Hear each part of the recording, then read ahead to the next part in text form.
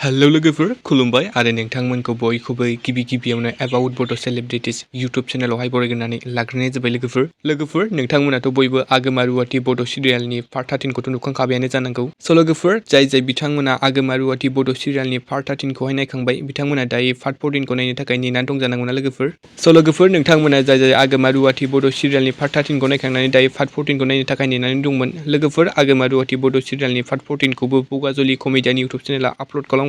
स' लोगोफोर नोंथांमोना जाय आगमा रुवाति बड' सिरियालनि पार्ट 14खौ नुवाखै नोंथांमोना बगाजुलि कमेडियान यूट्यूब चेनेलावहाय थांनानै नायनो हासिगोन लोगोफोर आरो आं बिनि लिंकखौ डिसक्रिप्शनावबो होना दोनगोन आरो कमेन्ट बक्सआवबो पिनाव होना दोनगोन नोंथांमोना बेयाव थांनानैबो नायनो हागोन। ओमफ्राय लोगोफोर नोंथांमोना जाय दायो आगमा रुवाति बड' सिरियालनि पार्ट 14खौ नायखांबाय नोंथांमोना दायो आगमा रुवाति बड' सिरियालनि पार्ट 15खौबो नायनो थाखाय एक्साइटेड जाबाय जानानै दं जानांगौना लोगोफोर।